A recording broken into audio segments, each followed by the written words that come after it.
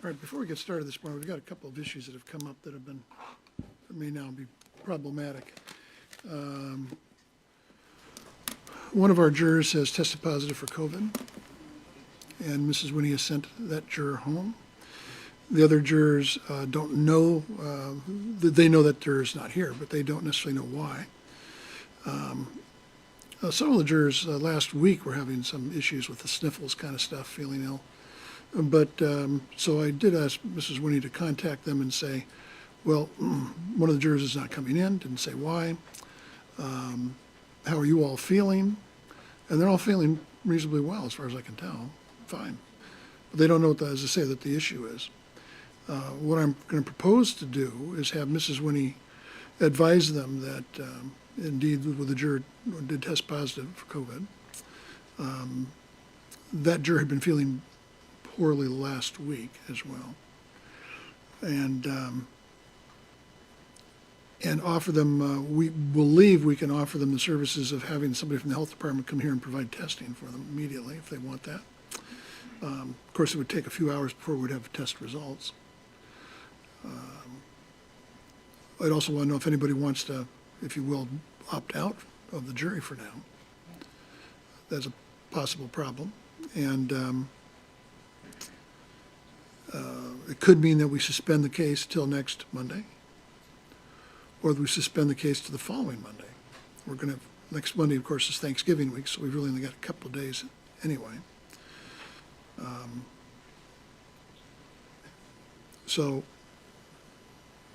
unless somebody has an issue with it, I'm going to let Mrs. Winnie contact the jurors, let them know that the one juror who's not here was tested positive for COVID, and let them know that our intention is to proceed in the absence of that juror, but ask them if they want COVID testing or if they've got some reluctance in proceeding at this time, and then see what the reaction is from that.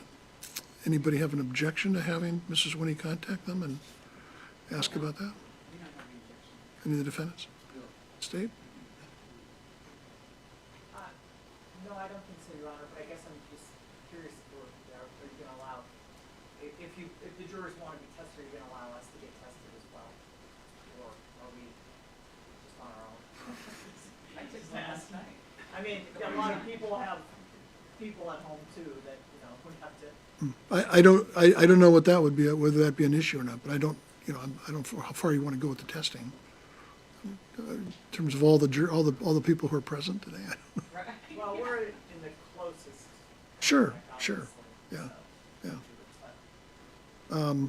So I'm just letting you know about that, and so if there's, as far as testing is concerned, we can make the inquiry of the health department if there's if there's some of you want to be additionally tested, that maybe while they're here they could do that. Whether that's available to you or not, I didn't ask, so but I wouldn't be surprised if they would say fine. But I don't know. So.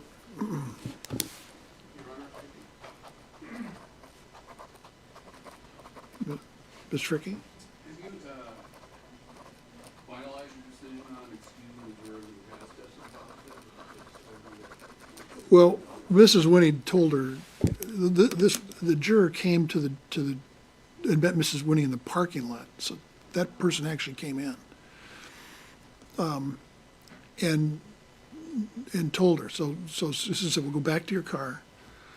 Give me your cell phone number. I'll get more information. I'll let you know." So we spoke this morning, and I said, well, she's tested positive and she's not feeling well. She should go home. And Mrs. Winnie excused her. But as we were talking about this after I got here, we decided, well, if we're going to postpone this, if we're going to proceed without her, we're going to proceed without her.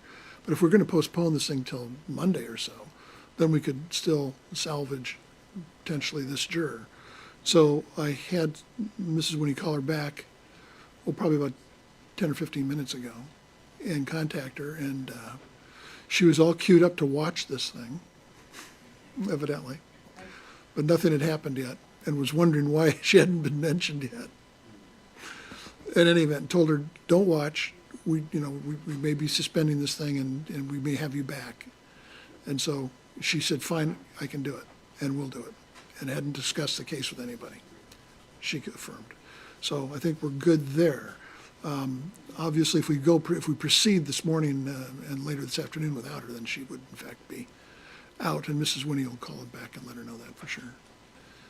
You're looking at me funny, Mazik, so I'll ask you, is there an issue? That was funny, but no, I was actually just asking the question.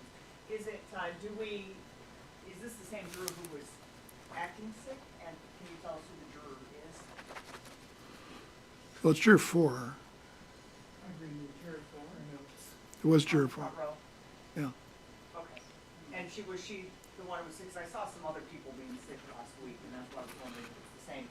No, yeah, there were 2 or 3 others that were also not feeling well this morning, and were asked about how you doing now, and 2 of them said just fine.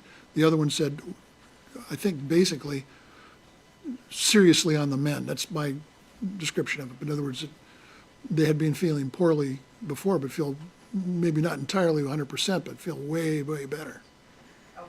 And so it sounds as if, is the court, after Ms. Winnie asked the questions, can the parties have an opportunity to discuss among ourselves in terms of our positions with respect to going forward, or is the court saying that if nobody wants a COVID test, you're going to go forward, as opposed to suspending? Well, I may go forward and have them tested later today. I don't know. And then we'll see. Okay. I just want an opportunity for us to be able to talk about that. About what? Just about the state's position with respect to going forward without juror number 4. I don't know what to tell you. If I can get a couple more days of testimony in, and I've got 2 expert witnesses waiting. I really don't like losing today, but we'll lose it if we have to. Understood. We're ahead of schedule when the state rested. Are we? Well, ahead of where we thought we were going to be. In some ways, we are, some ways no. Yeah, well, as I say, in my first reaction was, well, let's just postpone this thing till after Thanksgiving. But on further reflection, it's like, I don't know that that's a big an issue. If someone, Well, Your Honor, what do I know about COVID? I'm as ignorant about this as most people, I suppose. But initially, there were a lot of concerns with COVID, and as time has gone by, it appears that as COVID has metamorphosized into various other kinds of versions of it, it seems like they're less deadly, if you will, less serious. I don't know in any particular person's case. You could die from the flu, from that matter. So these things are real. If someone had the flu, we probably would. If everybody else felt fine, we'd probably go ahead with it, right? And as time has gone by, these things have gotten, as I say, in some sense less serious, and also that the initial reporting about COVID seems to have been a bit overblown. Do people die from COVID? No question. So it's not an unserious matter. And what I'm worried about is that whether my view of COVID isn't necessarily shared by everybody. Some people may feel far more nervous about it, and that may be a distraction to them as jurors. yes, and I guess the other thing that I would just note is that what's occurring to me is that the concern is just that even if this juror has it and some people maybe aren't as susceptible to it, it could affect a bunch more people, and then we're facing a situation which we could lose more jurors. So Well, that's why I guess I'm just asking if, maybe suspending, Well, or at least be able to talk about that, Your Honor. Well- Because I am worried about these other jurors who are all back there together. They could get sick, we could lose more. I got that already. The Right. guidance on this essentially is, as I understand it from our health department was during the COVID, this isn't something new, during our COVID season before was essentially is a 5-day window here. Somebody is going to get ill from the exposure, they're going to get ill, they're going to be able to know within 5 days or so. So if we suspend until this coming Monday, we'd have our 5 days, I think. And so that's still an option here, but at least I would say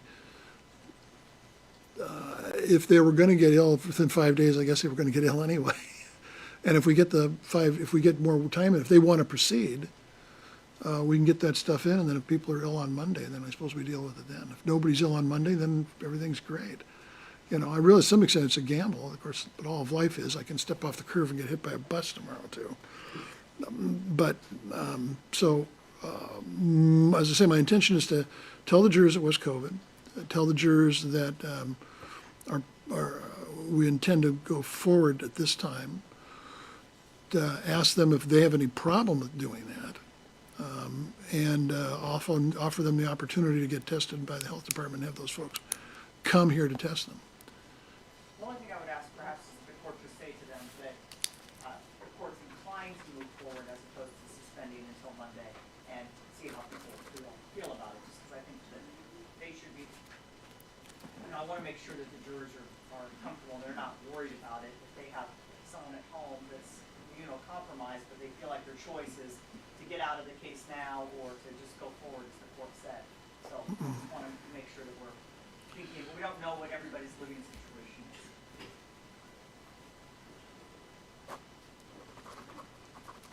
And I know we have two expert witnesses. I believe both of these experts are local.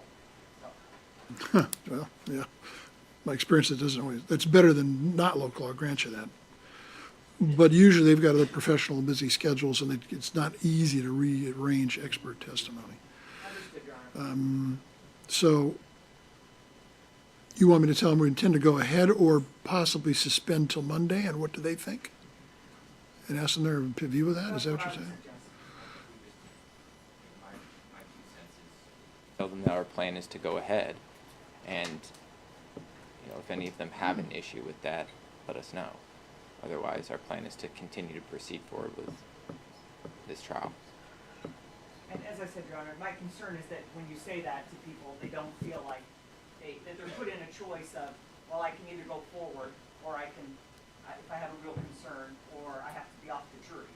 And I don't think that's fair to people that might have a concern about whether or not they have it and could be exposing somebody at home, for example.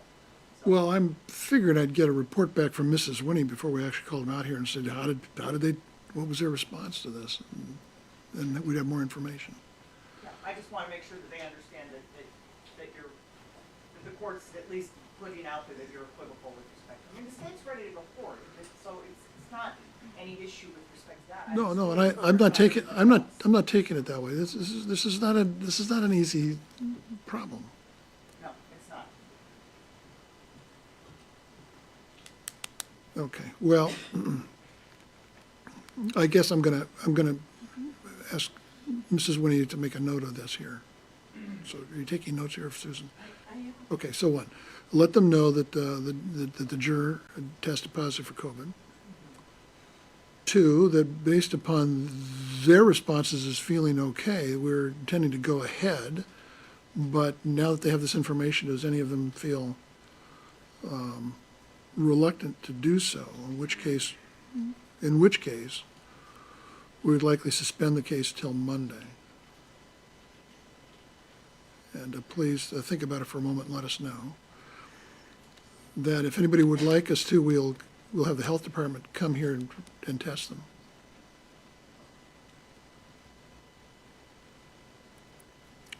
We think the health department will do that for us.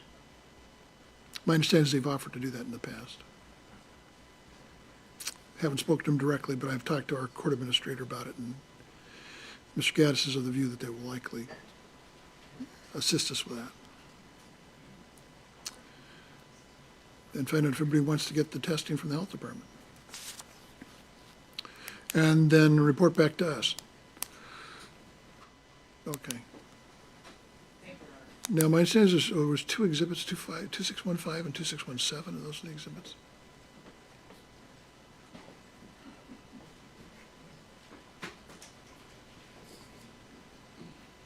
and 2517. 2516 and 2517, okay. That those had to have a redaction made with respect to, I can't remember what it was, the charge or something. Judge, and I think Mr. Liu, Do you want this on the record?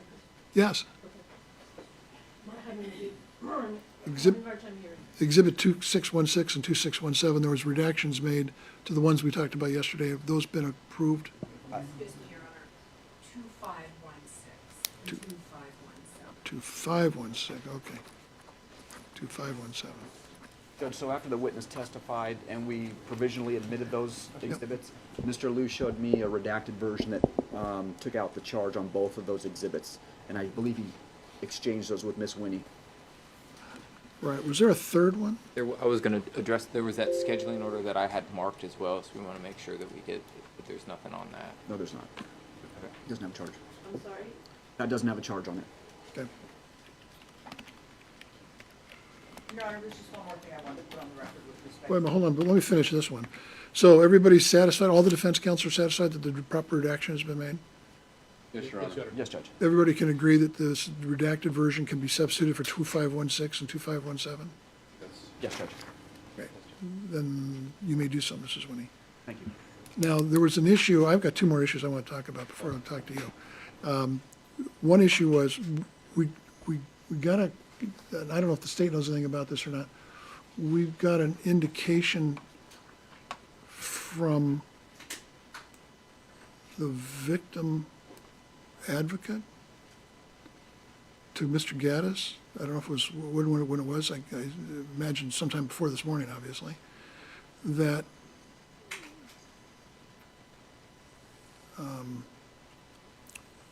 Ms. Carter Mixon wanted to have an emotional support dog in the courtroom. Apparently I can't remember what the breed was. A pit bull. My understanding is that she has an emotional support animal, with all the proper paperwork, and she did ask about, being able to bring the emotional support, dog to court. I'm just wondering, why is this necessary? I mean, this is 2 months into trial. She's been here most of the time. My understanding is that this is particularly difficult, I mean, it's been very difficult for her, as you know. Well, I can imagine this is difficult. Yeah, that's what I'm surprised. I mean, we ordinarily allow emotional support animals. Prosecutor's office has had one for years. We've allowed that. I've allowed that. Usually when someone's testifying. Understood. But I guess I'm wondering what the precedent is here for emotional support animals for people who are now spectators. I mean, I realize she's the sister of the deceased, and so it's a certain, I mean, I have some understanding of that, but if other members of the audience wanted emotional support animals, would I would allow everybody to do that? I mean, what's the rule here? What are the principal limits? I don't know what the rules are, to be quite frank, but I will say that I think that, given the ADA and the laws under Washington, I would think if people want to have an emotional support animal, that they would, in a public arena, and they have proper authorization for that, paperwork for it, that they're permitted to do that, just like when anybody comes to court. That's my understanding, but. Well, when you say just like anybody comes to court, that's not the rule when just anybody comes to court. In general, when just anybody comes to court, they do not have emotional support animals. And I'm just wondering if has there been an inquiry made of the dog that's available from the prosecutor's office? We have not made an inquiry about it. I mean, this is a specific, and I'm happy to have Ms. Carter Mixon address the court. She's in the courtroom. If you'd like to know why she's asking now about it. And we haven't been in contact with the prosecutor's office, so I frankly don't know if they have any animal available or not. But I've seen the dog in the last, I don't know, 6 or 8 months. I don't know if this dog's still around, but it's been a while. I can ask Ms. Carter Mixon if having an animal from the prosecutor's office would be a substitute for her emotional support. That would be great. Please do that.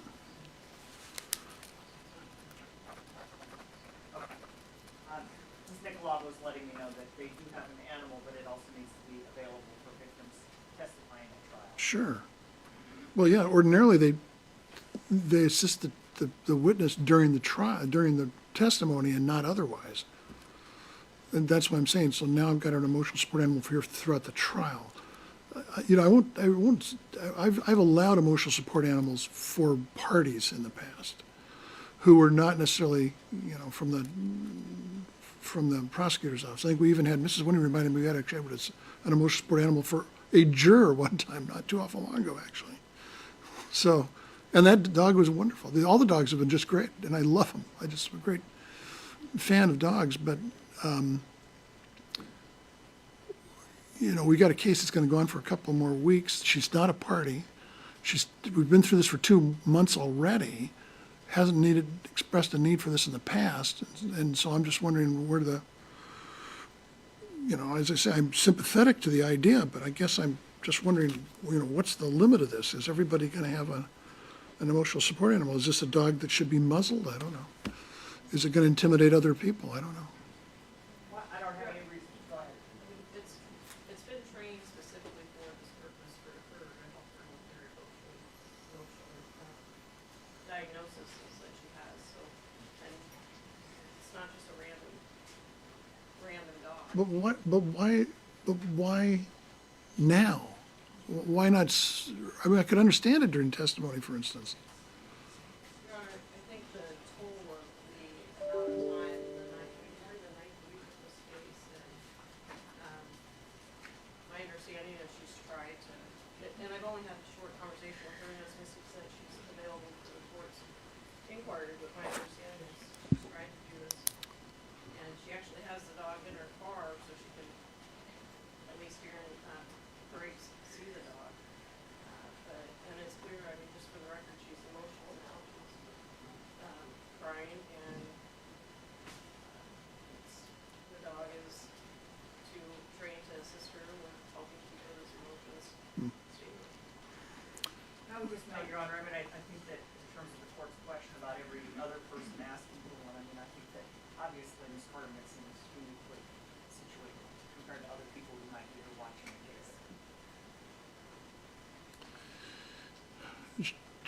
There's also, of course, the opportunity for her, if she finds it difficult to be in the courtroom, to watch the trial remotely. And she could have her dog with her there to her heart's content. She understands that, but, I mean, obviously, she wants to be here for obvious reasons. It's often very difficult, I hear from a number of people, to really hear everything that's happening on the live stream because of the microphone situation. And so, it's no substitute for her. I mean, you heard her testimony, she was extremely close to her brother. And, you know, everything that he said about her brother is very difficult for her. Then I understand there's a rally planned for today? We have nothing to do with the rally. There was a rally last Wednesday. And now I'm also hearing that there may be rallies planned for every Wednesday during this trial. I don't know anything about that, Your Honor. I'm not involved in any rallies. Well, The state's not. yeah, well, I'm concerned about that. I mean, what's the purpose of the rally? I have no idea, Your Honor. I'd have to find out who organized the rallies. And they can address the court about it. I really have no information to report about that. Well, the one that was here last Wednesday was here on the Tacoma Avenue side of the building. This courtroom is on the Tacoma Avenue side of the building. We're on the third floor. When loudspeakers are used, at least in particular, the voices can be heard in the courtroom. We've already had a concern, and you may remember during jury selection process, of jurors being concerned about their anonymity, about being intimidated by public emotions with respect to this case, and that affecting the integrity of the outcome. And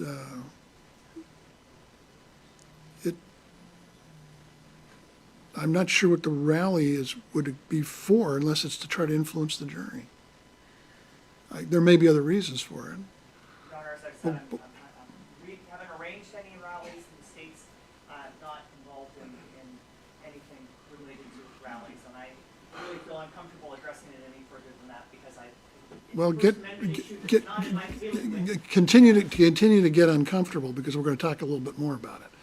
That's fine. I just don't have any answers for the court about why it's happening, nor can I explain. Okay. I'm just not in a Well- position to argue one way or another with respect to it. That's fine, but we've had a numerous discussions. Not so much lately, fortunately, and I think it's because the previous discussions were taken to heart, which was that if folks were in the courtroom with various slogans or whatever, or other kinds of messages that might be on their apparel or otherwise, with respect to the merits of this case, that that, excuse me just a second,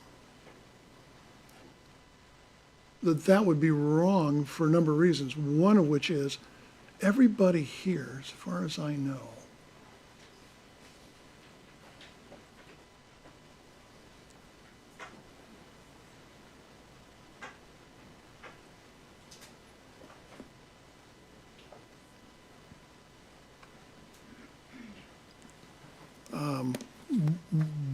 wants one thing from this case, which is an absolutely honest outcome,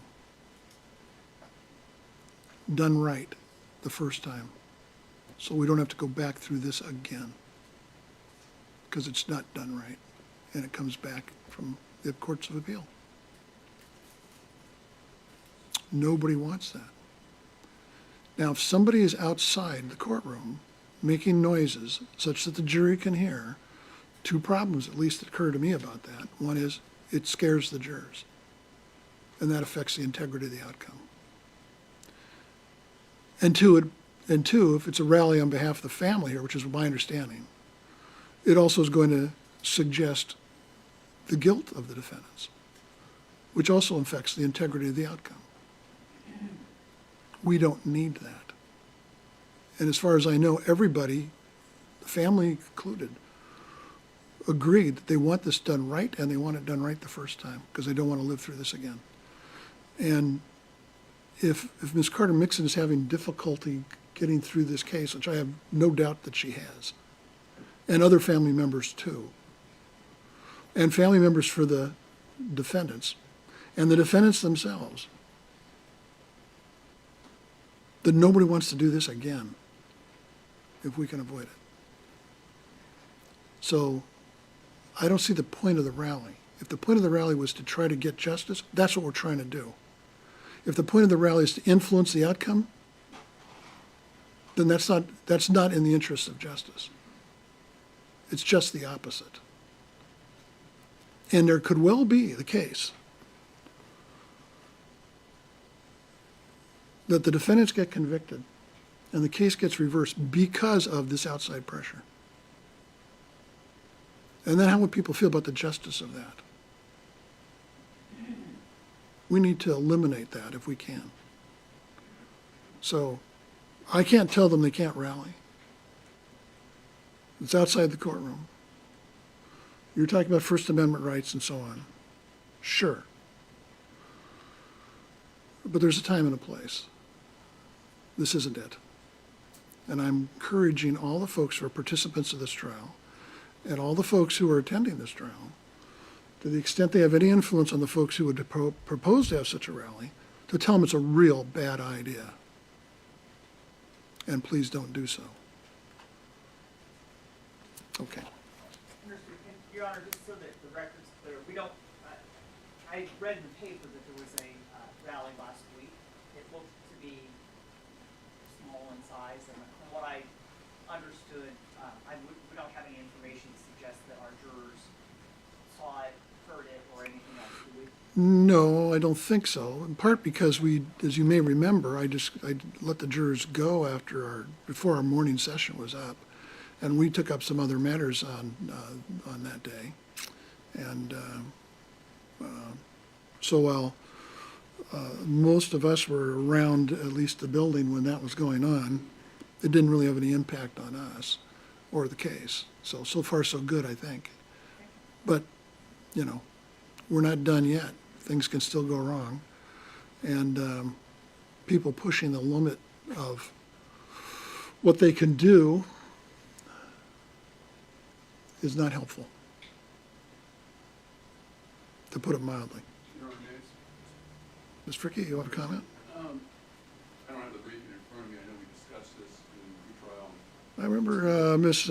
Bremner talked about the Sam Shepard case and other things. several months ago now.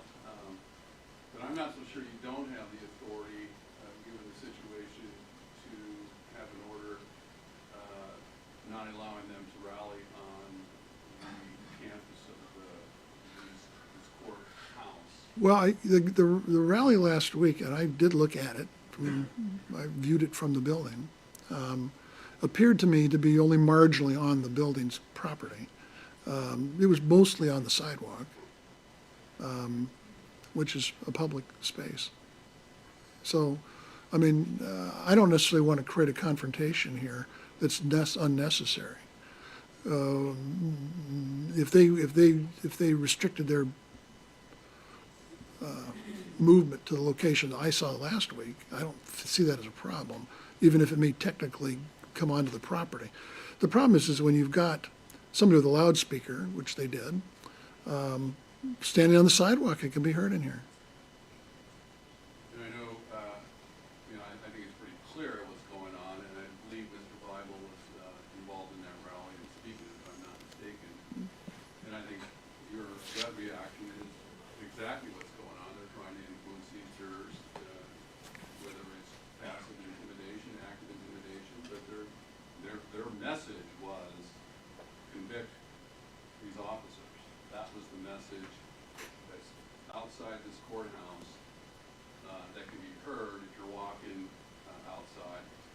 And if they're going to be here every Wednesday, which apparently they are, from the word we're getting, beginning at noon, if the jurors are leaving at lunchtime, whether it's today, it won't be next Wednesday, of course, we won't be here, but at any rate, they're trying to influence those jurors, and that's problematic. So we appreciate the court's concern about it, but that's our concern. Okay. Anyone else have a comment? Okay. So, enough said about that for now.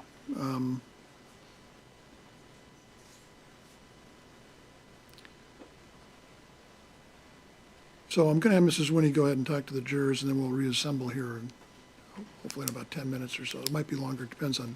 Yeah, Your Honor, on that point, I just want to put one other thing on the record, which is in terms of the issue of whether to go forward today or suspend. I would just note that, again, Miss Carter Mixon and her mother are both immunocompromised and have a number of health issues. And while I understand the court make a decision to go forward, I know the court can also appreciate their desire to be here, but not endanger their health. So I just thought I'd raise that and make sure that the court is aware. You've seen both of them, obviously. You know that Ms. Patterson is on oxygen, and Ms. Carter Mixon authorizes to share that she's immunocompromised. I'm sorry, you want to do what as a compromise? She's immunocompromised. Oh, I'm sorry. I'm sorry. Immunocompromised. Right, but who were you talking about? Ms. Carter Mixon. Thank you. And you said, and her mother as well. Her mother is on oxygen, and my understanding is she too is immunocompromised. Okay. Well, I used to tell a joke, and it's not so funny anymore, but when I first became a judge, maybe I even mentioned this during the course of the trial, but when I first became a judge, Judge Steiner said to me, well, in 6 months you'll be able to walk on water. And in a year's time, you'll be able to change the entire time-space continuum. Neither of these abilities have actually been fallen me, and so I'm incapable of doing any of those things. Just like I told the jurors, I can't predict earthquakes either. And so in this regard, I'm an utter failure. I can't control microbes either. And anytime you're in a public setting, there's a risk of this.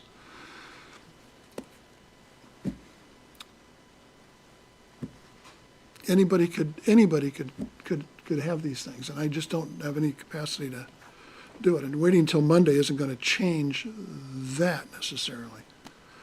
And on Monday, they could have something else that they picked up over the weekend, for all I know. So, all right, so we'll take our recess now, and this is when he's going to talk to the jury.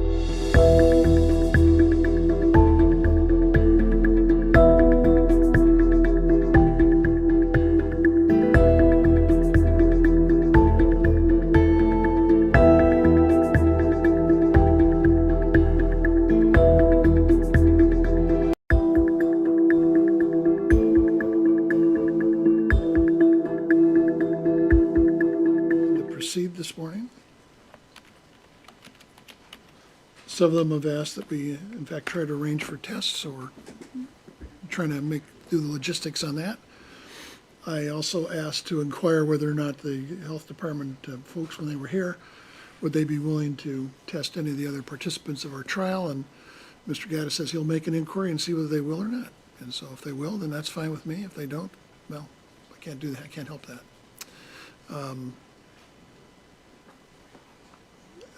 My understanding is that you guys are all going to be working and trying to contact the prosecutor's office about the service animal issue. Go ahead. I did contact them, and I was incorrect, their dog has retired and they've not found a replacement yet. Oh, that's sad. Oh, it was a beautiful dog.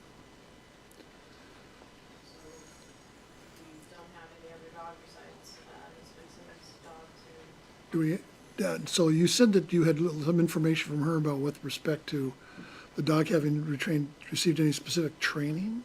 I'm waiting to receive a letter that the victim advocate provided to me, let me look at it on her phone. I was waiting to get the actual letter, and there's a letter from her doctor that indicates her dog should be with her, and it just hasn't come through on the email yet. As soon as I get that. Is this a situation, so I take it this is a situation that's just arisen? It wasn't a, Ms. Nixon went downstairs, so I don't know the exact timing of it. Okay. And I was just looking at it, and I don't see her in the courtroom.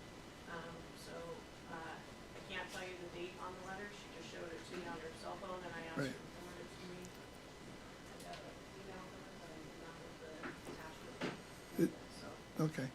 Well, it sounds like it's not related to a specific disability as such.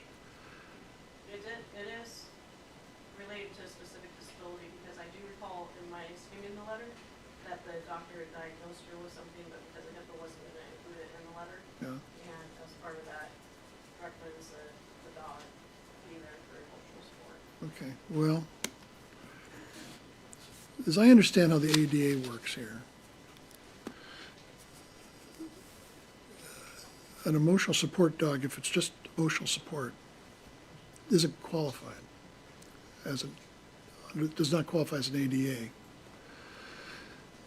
It has to be that there is a specific problem that the person has, and the dog is specifically trained to help them with that problem.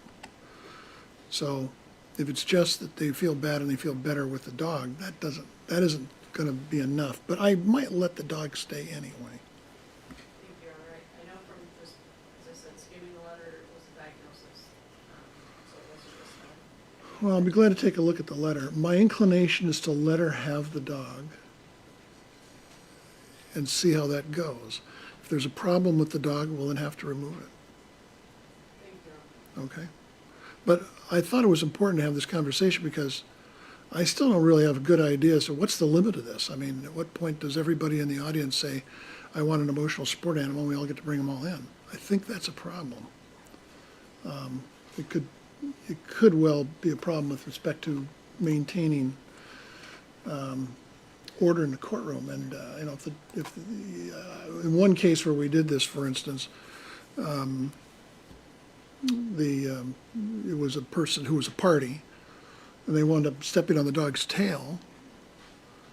Beautiful dog, and one of the most well-behaved dogs I've ever seen. And the dog, of course, let out a whelp, as we all would if someone stepped on us. And that was the only peep we heard from that dog. It was absolutely a beautiful animal and well-behaved in every sense of the word. So we let that person have their dog, and we had the dog stay even after the yelping. It wasn't the dog's fault. But if the dog's doing things that are like whelping noises and such during the course of the trial that are not related to anything other than boredom or whatever it might be that the poor animal is experiencing, then we would have to not permit it anymore. So, subject to possible removal, I'll permit this. I still would like to see that letter, though. We could potentially file it under seal. Okay. Are we ready for the jury? Your Honor, I guess the only thing I'd raise is I don't know how long it's gonna take for the health department to get here, but, Neither do I. and, I just wonder about the wisdom of starting, and then if we test and 6 of them are positive, then we're gonna have the starting of a witness and then recessing potentially, or losing people. I mean, we can't lose that many jurors, right? I don't know. The court's already kind of set one aside, until however many days, and, Don't know. so I guess I just wonder about the wisdom, if the health department can get here, can we get them here, get the testing done? We are very concerned, we still have 4 weeks left of trial. Well, 3 to 4 weeks plus. I'm also very concerned about the wisdom of any of my decisions, but this is the best judgment I can make, and this is what we're doing. So, was your first witness available? You guys otherwise ready for the jury? Well, I have a couple of questions. Okay. Things further. One is, I received this morning a couple of additional exhibits that I'm a bit concerned about the state's intent. I'm sorry, I can't hear you. I received a couple of additional exhibits this morning. I'm concerned about the state's intent. Our first witness this morning is Officer Ford. There's a state's exhibit that has the training hours on it, and in fact, I don't know why this was given to us this morning in terms of like the intent to use it, but one of the motions that I'm going to make in front of this court prior to this witness taking the stand is that Officer Ford's training regarding positional asphyxia or what he received at the CJTC, it isn't relevant in this case. His observations of what he saw and what was done is relevant, but his knowledge of trainings and whatnot, I just don't think that's relevant. There were a number of questions posed to him throughout his interview that I guess assuming that the state might try and delve into about the dangers of positional asphyxia or what his knowledge is of that and when an individual should be removed from the recovery position or from the prone position to the recovery position. And so I wanted to make a motion to eliminate to prevent the state from inquiring into those types of topics.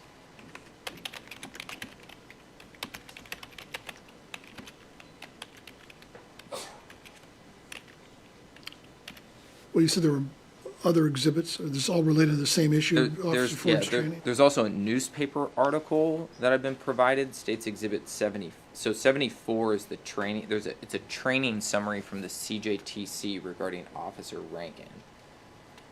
So I don't know what the purpose of that exhibit is. There's also a newspaper article from the News Tribune regarding this case, and this is States Exhibit 75. I don't know what the intent is there. And when we were preparing for this witness today, I noticed that there are text messages that the state has marked as exhibits that the court specifically excluded as well. Those, if the court remembers, there were text messages about with a badge with a blue line through it and a skull as well, and that I think that predated this incident in 2018 or something like that. We don't know who it was sent to. I think that this News Tribune article was also part of an exchange between Officer Ford and someone else as well. I'm sorry, I don't mean to interrupt. Go ahead. Officer Ford and his lawyer are in the courtroom, and I don't think they should be in play for the purposes of this argument. Okay. Officer Ford, would you step out, please, just for a few moments? Thank you for your patience. Sorry, I didn't mean to interrupt. That's fine. I didn't know I forgot. What's that? I forgot he was in the courtroom. Okay. So, help us out, if you would, Ms. Eakes. Certainly. What's this all about? With respect to the training summary, that's not right. With respect to Exhibit 75, that is an article that was texted by Mr. Rankine to Officer Ford before they gave their statements to the prison officials. And that's in the text exchange. So the state doesn't tend to ask Officer Ford whether or not he read the article. The article talked about Mr. Ellis's history and about the claims that there was excited delirium, among other things, and I think that what he knew prior to giving a statement is a relevant issue. With respect to his training, yes, we do intend to ask him. I think it's entirely relevant. Again, Officer Ford's, About who's training, Ford or Rankine? Officer Ford. All right, so when you said the training summary you weren't gonna go into, you're talking about Officer Rankine? I said we are going to go into the issue of, with respect to the Exhibit 74, we're not going into that with Officer, Which one is Exhibit 74? the training summary For which officer? for Officer Rankine. Okay. That's the exhibit. 74? Well, I think that's what Mr. Conrad just said. Okay, and now we're talking about Officer Ford's training? Correct. Again, we believe it's relevant to his credibility with respect to what he saw and, or what he claims he didn't see, and what he understood about, what his training was with respect to whether or not, you should be leaving somebody in the prone position. He was asked those questions during the course of his interview, with the Attorney General's office. He acknowledged that there's almost, no circumstance he could think of in which you should leave somebody in the prone position weighted. And we intend to ask him questions about that because it's relevant, to his, as I said, to his credibility, to his understanding and his, the issues with respect to what he claims he did or didn't see on this particular occasion. Well, I take it, Mr. Conrad, you've got no complaint about a prior inconsistent statement potentially, right? A prior inconsistent statement? Yeah, made in an interview. Inconsistent with whatever testimony we receive, if it is indeed inconsistent. That's not what we're talking about here, right? No, I mean, I think the inquiry that at least I saw regarding Officer Ford at his interview with the AGs, I mean, there were a number of things that were done during that. Well, no, you see, you're going off the track. I want a very simple answer to a very simple question. Sure. If they're asking him about a pre-existing or a prior inconsistent statement, that's not what we're talking about here, right? In terms of you wanting to exclude something. Yeah. We're not talking about that. Yeah. I So mean, what we are talking about is, what exhibit is this that has to do with Officer Ford's training? well, there's no exhibit associated with it, but in review of the interview, they were asking him a number of questions about his knowledge of the recovery position versus the prone position. It wasn't clear also whether his knowledge, I mean, there's been a number of trainings that have been done since this incident. Yeah. And it wasn't clear during the line of questioning. They never said, prior to this incident, what was your knowledge about training that was done for prone positioning or positional asphyxia? I mean, they asked him questions about his knowledge. When was the interview? It was done, there was two. Well, what was the first one? November 29th, 2022, and then the other one was December 19th, 2022. I think there were some questions regarding So what these were about 3 weeks apart, these two interviews? correct. Right, go ahead. It took about 2 days. And I think there were some questions about what he learned at the CJTC. But again, he's not in Officer Rankine's class. They don't receive the same trainings or teachings. So to the extent that he's been trained on things that Officer Rankine haven't, I just don't think it's his knowledge of certain trainings isn't at issue here. Ms. Hicks? Well, Your Honor, first of all, we're back to the issue of training, and the state proposed the witnesses from CJTC who trained Officer Rankine, who say that Officer Rankine received the same training. But even putting that aside, the questions were specific to what he knew prior to this particular incident. And his credibility with respect to his explaining why Mr. Ellis was left in the position that he was left in with weight on his back when it violated his training, I think is an issue that goes to relevance. And there's no particular prejudice to the defense here. I mean, his testimony will be that he knew, or at least if he's consistent with what he did before, that he knew that they shouldn't have left him in that position. That he should have been moved out of the prone position once he was fully presented, which he was once he was in handcuffs. So his, again, his credibility is going to be a significant issue in this case with respect to what he says he saw, because as the court will hear, and I don't know what he'll say this time, but he certainly started changing what his observations are, or lack of observations that he later claimed, compared to what he said in his, original interviews, both with the Pierce County Sheriff's Office and then when he was interviewed by, TPD, so. He went through a different, he was initially with Pierce County in the transit unit and received trainings with them. It's a different path. Well, if,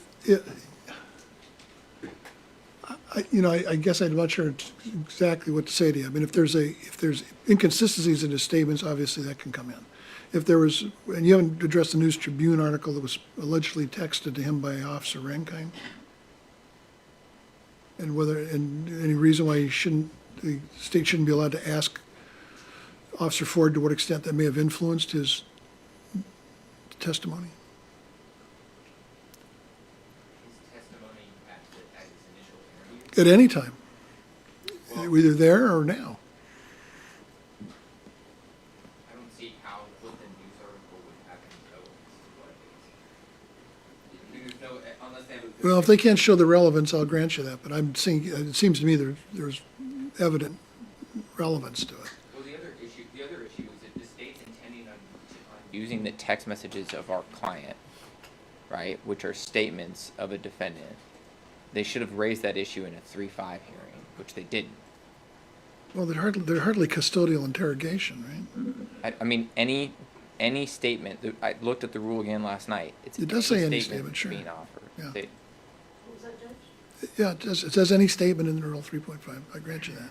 Any statement by a defendant that the state intends on offering at trial. Is there an issue that it's involuntary? I don't know how the state ended up getting the text. That it's not genuine? I don't know how the state ended up getting the text messages. Could I have challenged it under a 3-6 that they didn't have a basis if it was a search warrant? I don't know. I don't know. I don't know how they got it. But that's part of the issue. Maybe Officer Ford gave it to him. I don't know whether this was done on Tacoma Police Department email server as opposed to a private server, in which case it was a public server. They could have made a public records request for it, I suppose. Ms. Zeeks, you're nodding your head like, is that what happened? Yes, they were, obtained pursuant to a PRA request. So, Well, Judge, one of the things that concerns me about how some of these interviews have been conducted, and I think the court needs to understand this going into, if they're going to be offering the statements that were made during the AG's interview, which, we did these interviews with the attorney generals. There were multiple attorney generals asking certain questions, and at one point I said that it was completely inappropriate about how they were asking questions, and I cited to them a case. It's State v. Burry. It's 87 Washington 2nd at 175. It's a 1976 case, and it says that the defendant, therefore, has a constitutional right to have compulsory process for obtaining witnesses to testify in his behalf. He has also the right, either personally or by attorney, to ascertain what their testimony will be. But in the interview, with the examination of the witness, out of court, and before the trial of the case, the examiner, whoever he may be, layman or lawyer, must exercise the utmost care and caution to extract and not inject information, and by all means to resist the temptation to influence or bias the testimony of witnesses. And then, when you get to the interview of Officer Ford, there's questions asked of him like this. If Officer Rock or Sergeant Rock would have put him, Ellis, on his stomach in the prone position for 5 to 10 minutes, would you agree with that? And then the answer is, in the prone position for 5 to 10 minutes? Yes.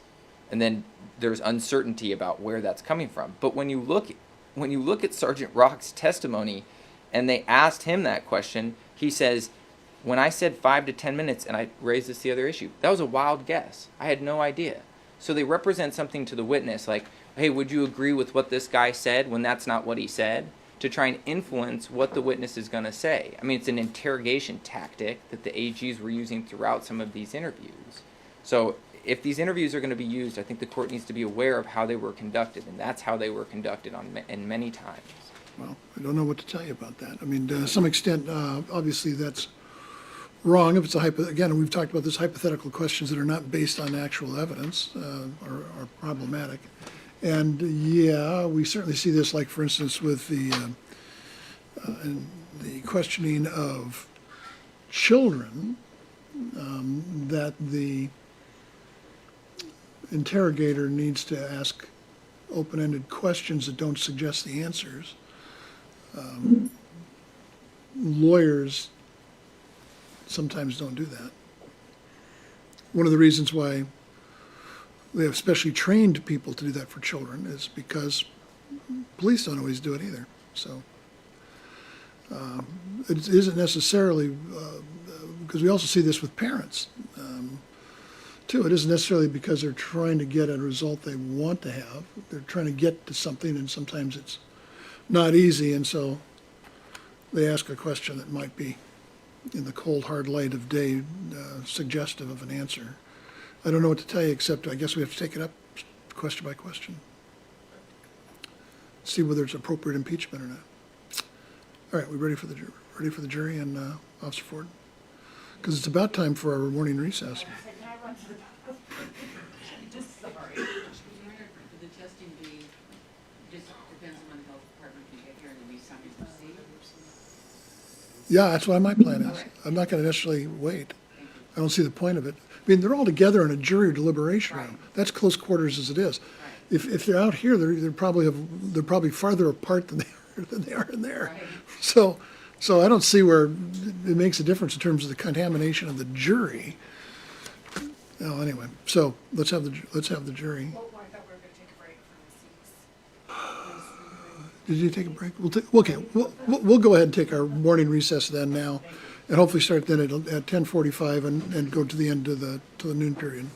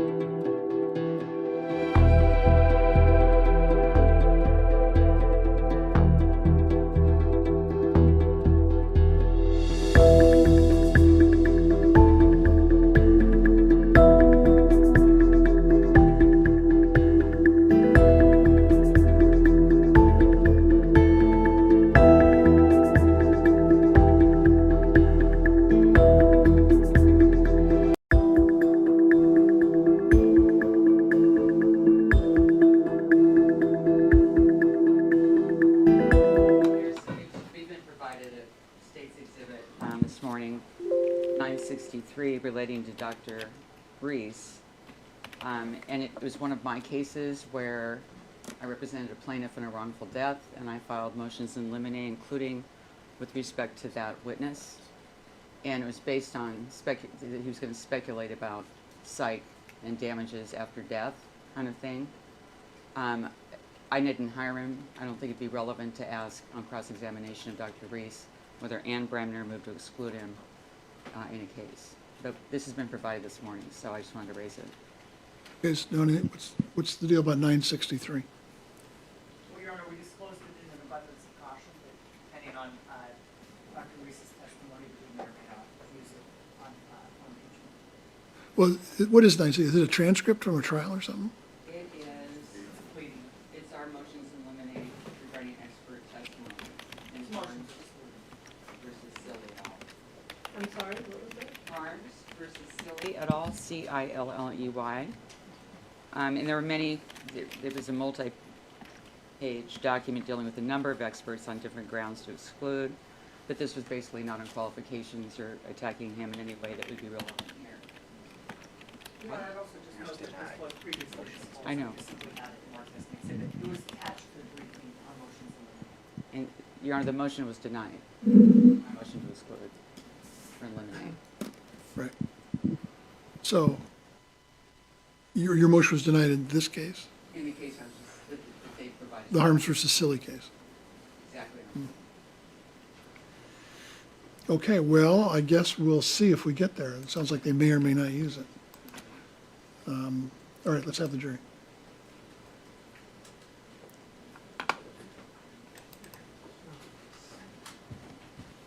Your Honor, it's all right if I go around and put my things up here so I don't everybody or, Yeah, you're going to be doing the direct examination of yeah. Officer Price, and go right ahead.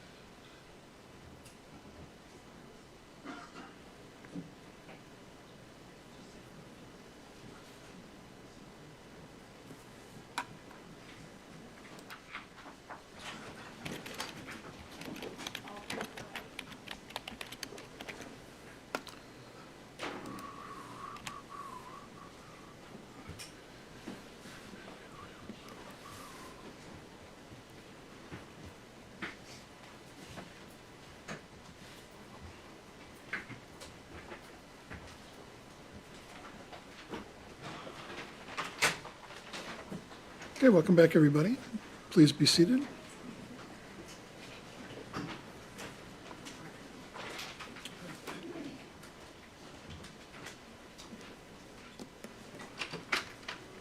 Okay, Ms. Bremner, your next witness.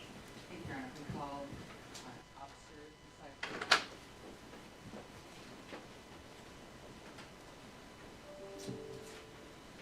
Yes, sir. Please come forward right about here. And then raise your right hand and be sworn. Solemnly swear or affirm that your testimony in this cause will be the truth, the whole truth, and nothing but the truth. I do, sir. Thank you very much, sir. Have a seat right here. Please state your name and please spell your name. Yes, sir. My name is Masyih Ford. It's Masyih, last name Ford, Ford. And do you have your microphone on? Yes, I do. Oh, good morning. Good morning, ma'am. Can you, have you ever testified before? Let me ask you that. No, I have not. And as a police officer, you've never testified in a case. No. Are you nervous today? A little bit. Were you Timothy Rankine's partner before March the 3rd of 2020? Yes, ma'am. Before I ask you about that, I want to ask if you could tell the jurors about your background. Did you grow up here in Tacoma?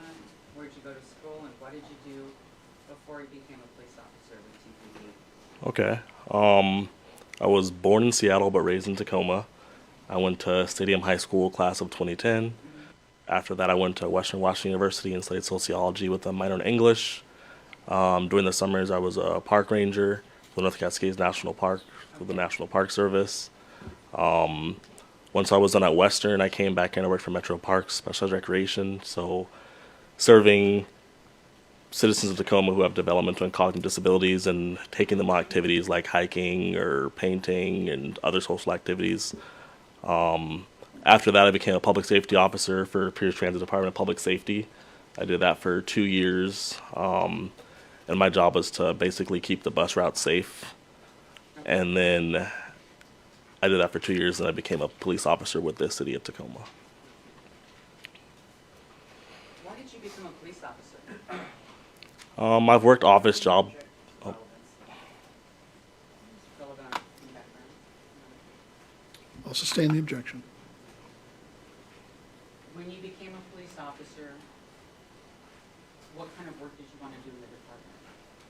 When I became a police officer, I wanted to help keep the streets safe. So I like to do DUI arrests, violent felony arrests, domestic violence. Those are things that are important to me. Can you tell the jury, obviously it's a difficult job, is that right? Yes, ma'am. And it can be dangerous as well. Yes. What are the good parts about it? I'm gonna object for relevance. Sustain. Have you, when did you become partners with Timothy Rankine? I believe it was November of 2019. And so how long were you partners before the date of the Ellis incident? About 4 months or so. And how'd you get along? Officer Rankine and I, Relevance. we get along very well. Can you elaborate on that? Officer Rankine and I made a lot of felony arrests, which often involved armed and violent citizens. And our communication was always really good. We'd make a felony arrest pretty much every night. And those are often dangerous, intense situations, and we always communicated very well as partners. Did you also socialize outside of your work together as partners? Yes, ma'am. Can you tell the jury about that in terms of socializing with? We would do potlucks at each other's houses. We both have dogs, so we'd have our dogs over to interact with each other. We'd just hang out and, yeah. Does he have a nickname? Do I have a nickname for officer? No, do you have a nickname? I don't believe so. Okay, I was asking if Timmy had, or Tim had a nickname. No, I don't have a nickname What do you for call him? Timmy or Officer Rankine. And incidentally, you know or knew Manuel Ellis' mom, Masyih Ford, is that right? Yes, ma'am. And can you tell the jury how you became acquainted with her and for how long? Miss Marcia Carter was my high school counselor at Stadium High School. Stadium? Yes, ma'am. And so did you work with her for some period of time? Yes. And how did you enjoy that? She was a mentor for me. In what way? Stadium, I was homeschooled until 9th grade. After that, I went to Oakland High School for a semester so I can catch up because I started my second semester of my I'm sorry, which high school was that? Oakland High School. It's an alternative high school. Thank you. I started there by would have been my second semester of my freshman year, so I was behind a semester because I started late. So I finished my semester there and I transferred to Stadium because then I was on track to graduate in 4 years. And Miss Carter was my high school counselor. And did she stay in touch with you after you left Stadium? Yes, ma'am. And can you tell the jury about that, please? I'm gonna object on relevance grounds. I was surprised. Overruled, you may answer. We kept in contact on Facebook, And what did you talk about on Facebook? just how I was doing and how she was glad that I went off to Western Washington University. So she was supportive of your advancing your education and potentially career, it sounds like. Yes, ma'am. And did she ever give you any gifts? Gifts? Like ties? Neckties? Maybe, I believe so. I got a whole bunch of those before I graduated from Stadium. Okay. But fair to say that when this incident occurred, you didn't even know that was your son. Objection, lady. I'll allow this, it's foundational. No, ma'am, I did not. And did you find that out later? Yes, ma'am, I did. And how did you react when you found that out? I was shocked. I didn't find out until I saw her on the news. And were you saddened by it? Yes. I want to turn your attention to the date of the incident, which was March the 3rd of 2020. Do you recall that evening? Yes, ma'am, I do. And was that a traumatic event for you? Yes, it was. In what way or ways? I mean, it was an incredibly stressful event for me, and the waves that followed. I mean, seeing someone like that is, you never forget it. And has you ever been through a situation like that before? You mean a critical incident? Right. Yes. Anything as traumatic to you in terms of what happened at the time and the waves afterwards? Before that, no. And what do you mean when you say waves afterwards? Death threats, people recognizing me on the streets. On relevance and what you described. I believe this was subject to motions.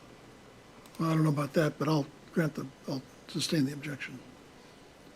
So you had Unless you're talking about something that happened as a result of this matter.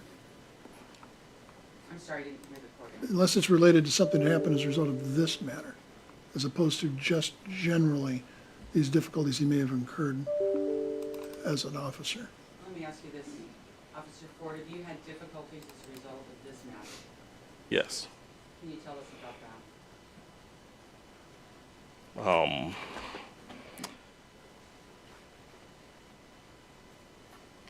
I have to see a mental health professional regularly to kind of process what I've observed and how it's affected me in my life moving forward. And how has it affected you? I'm gonna object on relevance grounds. How has it affected you? I mean, before this, I had a group of 2,000 people I knew on Facebook and other social media, and I was always active on that. And then after this happened, I had to completely go dark, so to speak. I mean, I've had people show up at my house, threaten my spouse and my family, and I've had to remain silent about what I have observed for the integrity of this investigation. I haven't been able to defend myself. So you said that you haven't been able to defend yourself. No. And are you here to tell the truth of what happened there to this jury? Yes, I am. And if the threats pertain to your testimony here, saying you need to not support, in essence, Officer Rankine and the other officers? I'm gonna object, leading, again, on relevance. I'll allow this one question. Go ahead. No one has threatened me regarding my testimony here, no. What do the threats say? That I'm a racist. Same objection. What did the threats say? That I'm a racist murderer and I don't deserve to be a police officer. That you're a racist murderer and you don't deserve to be a police officer? Yes, ma'am. Obviously, that's not true. No, not an objection. I'll strike you down when you want. That's a comment, not a question. I'm going to strike my own comment on the question. Where were you before the contact with Mr. Ellis? I believe we were in the area of like between 84th and Pacific and 84th and McKinley, but on 84th, I believe. And who was driving the patrol car? Officer Rankine. And so you were in the passenger seat? Yes. And did you have contact with anybody before the incident with Mr. Ellis? Contact with. Or did you have any kind of work that you had to do or contact with an individual or anybody before you had contact with Mr. Ellis? We backed Officer Collins and Officer Burbank on a traffic stop around 96th and A Street. About what time was that? I'm not exactly sure what time it was. And graveyard, what are the hours for graveyard shift? 8 p.m. to 6 a.m. And what did it mean to back those officers on the traffic stop? What does that mean? Usually an officer will call it a traffic stop and you have no idea what the reason for the stop was unless they tell you. So typically we'll drift to where that officer is and make sure they don't need any help or assistance. All right, and can you describe what happened when you got there to back officers for Burbank and Collins? They gave us a thumbs up that they were okay and that they were about to clear. What happened next? Then we made a northbound turn on I think A Street or some other arterial Okay. street and started going northbound. And did anything unusual happen at that point? Or did you hear anything unusual at that point? Yeah, when we got to about 84th and between Pacific and McKinley, we heard mic clicks. What are mic clicks? So most of us have our radio right here, at least this is where I have mine. Do you want to, with the court's permission, if you could stand and show the radio? And actually, while we're doing this, if you could come down in front of the jury, I want to ask you a couple things about his uniform, Your Honor. That's fine. Okay, thank you. Can you come down here with me, please? So let's be first sure the jury where your radio is. Pretty obvious. So this is where my I need to be able to hear. Speak up. This is where my microphone is, and this is where my radio is. And how do you key the mic? You press this button. And so, why do you do that? You press it and you can talk right into it, right? Yes, sir. Now, as long as you're up here, I'm going to just ask you what else you have on your, let's say, person. What's in your gun belt? Well, hold on a second. You want to establish this is how he was attired on the night? That's fine, Your Honor. Is this the way you were attired in the night of the incident? Yes. Minus the money that we have. Let's start with the uniform first. It's a jumpsuit, and it says Tacoma Police on the arm. Yes. Can you show the back to the jury, please? So that shows police, and you've got body armor on. Yes, ma'am. You can turn back around, please. Is that what this is, your vest? Yes. And is that what we used to call a bulletproof vest? And was that, you wore all that night, but that is something you wear every time you're on duty? Yes. To protect her officer safety? I'm going to object to the leading nature of this question. It's now leading. Okay, thank you, Your Honor. Why do you wear a bulletproof vest? Because sometimes people shoot at us. I didn't hear that. He said something. Sometimes people shoot at us. If you guys would stand back just a Yeah, couple just more say feet, that, then probably the court reporter can hear you. Can you show the jury what else you have in terms of My firearm, my baton, extra magazines, pepper spray, knife, flashlight, or taser, and flashlight. I'm gonna back the flashlight. how much does all that gear weigh, you know? 15, 20 pounds or so. Have you described everything you have?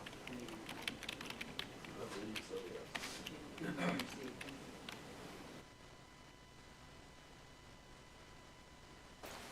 So we left off talking about mic clicks. Yes, ma'am. And who were they coming from, did you know? Henry 317. And who's Henry 317? The Henry designation is a 2-officer car, and 317 means Officer Collins and Officer Burbank. And you backed him up earlier that night. Did you know them from before March 3rd of 2020? Yes. How did you know that? Officer Burbank was my training officer in my last phase of training. And we served on the same squad as Officer Collins. So when you heard, how many mic clicks, first of all, do you think you heard?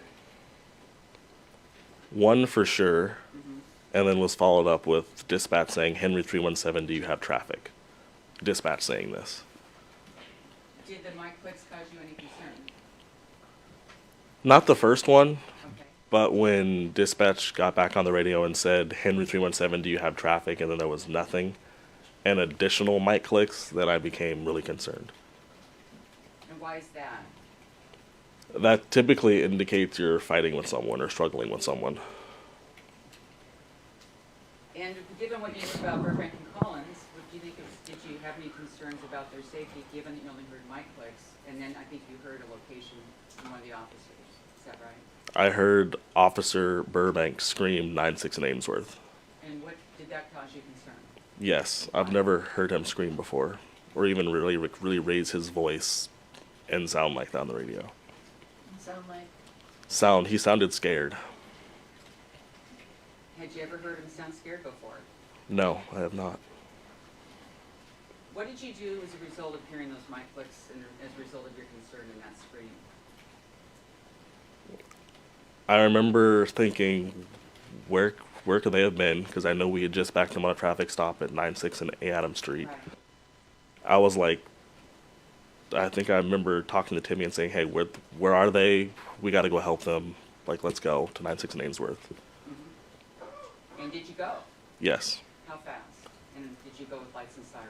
We went with lights and sirens. I was the passenger, Mm-hmm. and it seemed like a very long code red made, but it was because we had no idea what was going on. And did you take your own pulse during any of this? I went back later and I checked my Fitbit that I used to wear, Mm-hmm. and my heart rate was well over 100. Was your heart rate was what? Well over 100. And is that really high for you? Yes. So obviously showing that you were stressed and moving quickly. And Yes, ma'am. tell the jury what you saw when you got to the scene. Oh, before I ask you that, when you actually got to the scene, did you jump out of the car? Yes. Did you jump out while it was still moving? Yes, I did. And what about Officer Rankine? What did he do? He had to bring the car to a complete stop and put it in park. And how did you get to the scene where you saw the officers? Did you run? Yes, I did. Describe for the jury, if you could, please. I know it was dark, right? Yes, it Was was. it a windy night? Yes, it was quite a little bit windy, yes. So what did you first see when you jumped out of the car and ran toward the officers? What did you see? So In your mind's eye, tell us what you saw. before we came to a complete stop, I remember Officer Rankin kind of veering over to the right, and I could see around Officer Collins and Officer Burbank's vehicle. Like, I saw their amber lights were on, but I saw them struggling with Mr. Ellis in front of their patrol vehicle. Could you see him very well? It was just like dark figures on the ground. And the patrol car was where in the roadway? It was at the intersection of 9-6 and Ainsworth. And it was actually in the roadway or on the side? It was in the roadway. And the amber lights were on, right? Yeah, the amber lights were on, yes. Did that strike you as unusual? That the amber lights were on? And the fact that it was in the road? Yes. And why is that? Typically, if we're going to make a stop, we're going to have all of our lights on, and unless we need to, we're going to be out of the road. So as you ran up to these dark figures that you saw, with the car in the road with the amber lights on, what did you see as you got closer? I saw Officer Collins attempting to gain control of Mr. Ellis's legs, and I saw Officer Burbank trying to get control of Mr. Ellis's upper body. And they were kind of moving southbound in front of the patrol car, like across towards the road. How were they moving southbound? Mr. Ellis was like, I guess the best way to describe it is kind of like doing the worm across the road with them, trying to control him. And in terms of where they were, and I know it's hard, things happen really fast, so I'm gonna slow it way down here just to go through from start to finish what happened. Who was on what part of Mr. Ellis's body and how was he situated? He was in the prone position. Officer Burbank was trying to control his upper body, and Officer Collins was trying to control his lower body. And so when you said he was doing the worm, how was he, could you show the jury how he was moving his body with these officers on him as you described? He was kind of bucking across the road is the best way to describe it in my mind. You did kind of a motion like, can you hold it up for the jury? So it's kind of like they're on, here's Officer Collins, here's Officer Burbank up here. He's just kind of like moving them across the road. Officer Burbank and Officer Collins, are they pretty big guys? Yes. Well, Officer Collins is. Okay. I don't, sorry. And yet, Mr. Ellis was able to do that with them both on him, as you described, is that right? Yes, ma'am. So what did you do when you saw this? I ran up to them and I looked for a way to help control Mr. Ellis, and so for me that was trying to get his legs under control. And that's when I noticed he was in handcuffs. Now, up until that point, did you know anything about Mr. Ellis's physical condition, whether he had a bad heart or had asthma or any kind of compromising physical condition before you came up to try and help restrain? No, ma'am. In fact, did you ever learn anything about his physical condition on March the 3rd of 2020? No, ma'am. So when you went up to try and restrain him, what leg did you try, which of his legs did you try to hold on to restrain him? It would have been his left leg. And you talked about him bucking with the officers on him. What was he doing with his legs as you were trying to take control of one of his legs, his left leg? He was kicking them out, so I was afraid I was going to get kicked in the face. So I remember grabbing his left leg and kind of holding my head back so I didn't get kicked in the face. So when you say you were holding his left leg back so you wouldn't get hit in the face, were you holding, I assume because he's prone, you're holding over his I was thigh? holding it close to my body, like so his calf and his foot were held close to my body. And how were you positioned when you were doing that? On my knees. And were you, how tightly were you holding on to him? As tight as I possibly could. And, okay, did you ever say you did that holding on for your life? Yes, ma'am, I did. And why did you say that? I was holding on. It was like, now I weigh about 210. Back then I was about 170, maybe even less. And it took all my strength to hold one leg and try to keep control of it. Did you, where was Timmy Rankine as you're holding on for dear life and he's with his cap like you described? If you remember, if you knew at that time. He was assisting Officer Burbank with controlling Michelle Ellis's upper body. Okay. So the whole time that this happened, this whole incident, were you within inches of Mr. Ellis? Yes. A matter of inches, 1 or 2, or actually body contact? Is that kind of In the beginning it was body contact, yes. Okay. So, where was Officer Rankine when he was trying to help in restraining Mr. Ellis? And on what part of Mr. Ellis's body? Do you remember? His upper body. Okay. And what part of his upper body? Can you point on yourself? I'm not 100% sure. Okay. I just remember upper body. I remember my focal point was trying to get his legs under control. And did you see, at the time that Officer Rankine had attempted to restrain Mr. Ellis on his upper body, just want to make sure we know who's where at that point. You're on the left leg, holding on like you talked about. Is he still kicking while you're holding on to him? Yes. Okay. And does he kick how many times? Do you remember? I don't remember, no. I just remember holding him there and just getting, kind of moved around. And so while you're doing that, Officer Rankine's trying to restrain him upper body. Is that on the right side or the left side? On either side? I'm not sure. Okay. Because I remember him and Officer Rankine and Officer Burbank were dealing with the upper body, and Officer Collins and I were dealing with the lower body. So, say that again, please. You moves on the upper. So Officer Burbank and Rankine were up on the upper body, Okay. and Officer Collins and I were trying to get control of his lower body, so his legs. What happened next? I remember hearing sirens coming from every single direction. I know it's really hard to estimate time, and you were asked about time in a number of interviews. Did you have any sense of how long it was from when you came and held on Mr. Ellis's leg until you heard those sirens? And if you can't, that's okay. It wasn't very long. I mean, once the initial mic clicks came out and us arriving, it was several minutes before we had even arrived, and we were the first ones on scene. Now, you talked about you saw that Mr. Ellis was in handcuffs. Did that surprise you? Yes, it did. Why did it?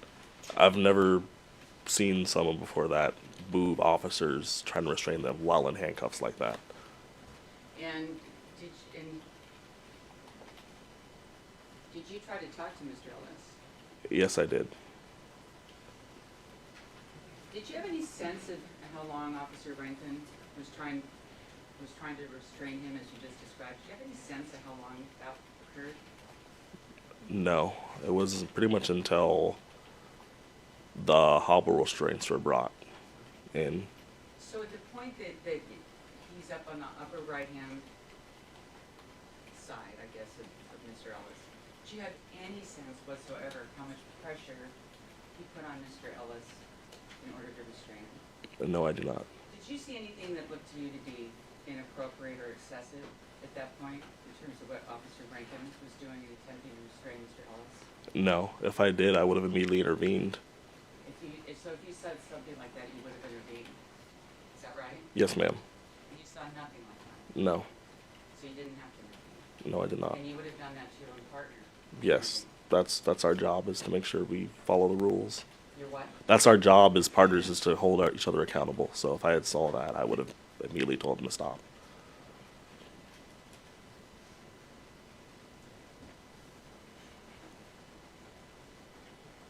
Now, you didn't get kicked in the face, but you were worried about that, right?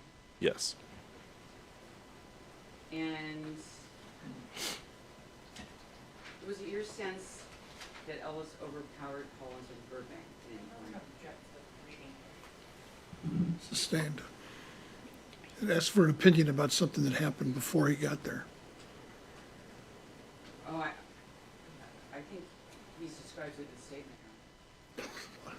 I don't care where he put it. If he said it about something he didn't see, he didn't say it. All right. Did you see Mr. Ellis overpower either officer? Yes, he was when we got there, he was moving them across the street.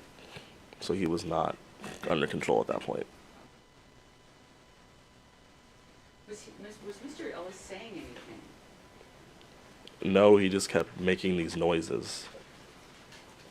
What kind of noises? It's like I remember him screaming, and I guess the best way for me to describe it is like when I'm lifting really heavy weights, those noises that you make, like the grunting and the breathing out, like super loud, if that makes sense.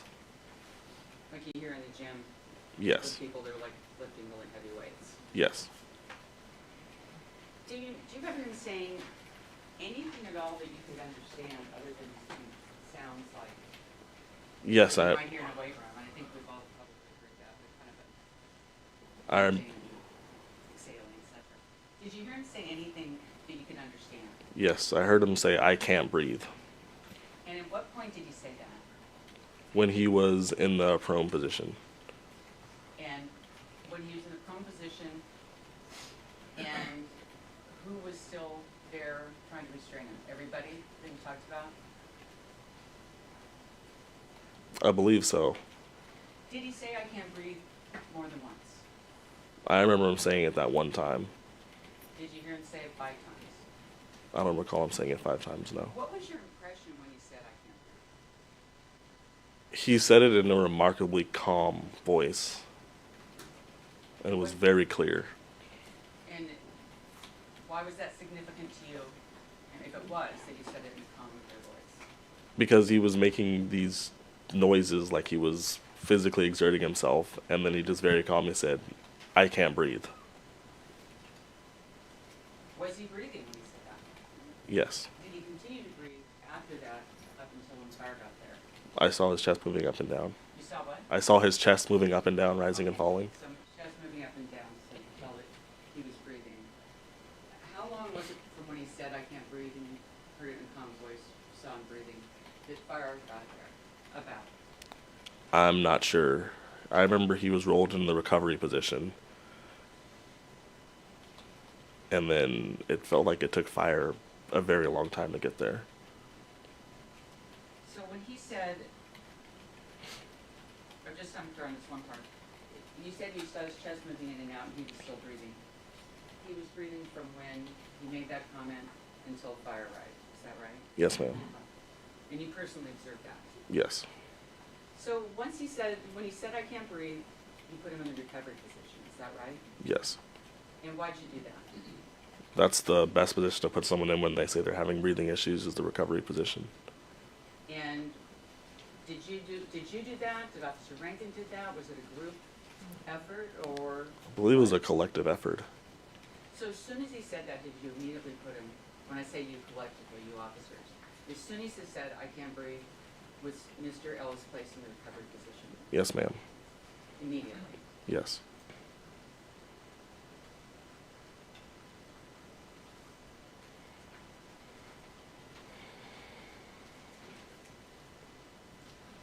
Now, other officers arrived pretty quickly, it sounds like. Yes. I'm not gonna ask you about time again, because I know it's difficult to estimate. But at what point in the struggle with Mr. Ellis did the other units start to arrive? About the time where I was starting to get gassed out, meaning I was running out of energy to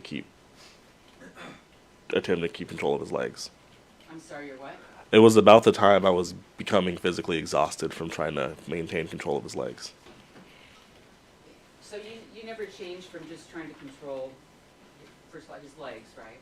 No. Did you try and control both legs? Yes, because at one point I remember Officer Collins helping me but like put one foot like on top of the other, and then we were able to bring it in closer like this. But it took both of us to do that. With his feet? Yes, ma'am. And when you say closer like this, how was he positioned when you did that? He was still in the prone position. In a prone position? Yes. So where would his feet have been in relation to his body? His body would have been in the prone position. His feet would have been facing the sky. Did you say anything to Manuel Ellis? Yes. What did you say? I told him, I remember telling him, calm down, relax, just breathe. I was just trying to get him to calm down and stop resisting us. Was that effective? No. Can you describe how difficult it was to restrain Mr. Ellis overall? Very difficult. And how so? I mean, if there hadn't been 4 officers there, I don't know if we would have been able to even control him. Like, if I thought about if it were Rankine and I, as the first officers there, I don't think we would have been able to get him into handcuffs. And I just know that from my skill level at the time, there's no way I would have been able to do that. And incidentally, if handcuffs aren't fully on someone, can they be used as a weapon? Yes, they can. And how so? You can use them as a fist packer. You could bludgeon someone's eye out if the handcuffs aren't closed properly. You could almost use them as brass knuckles. And I neglected to have you show the jury your handcuffs. If I could just do that, Your Honor. Show handcuffs to the jury. Thank you. Okay.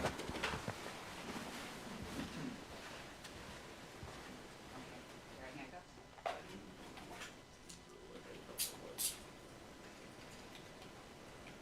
Okay, thank you. I can let you put them on me, but I'm gonna, do you have the key?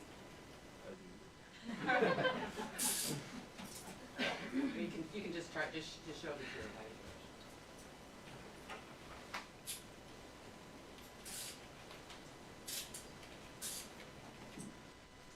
So it's about, is that about right, what I've got my hands here? Another type. Okay. And how you probably applied them that night? I'm gonna object. He's already testified he didn't apply him that. I meant to, I can strike that down. Okay, just ask a new question. I'm sorry, Your Honor. Ask a new question then. Thank you. Can you let me have a handcuff? Thank you.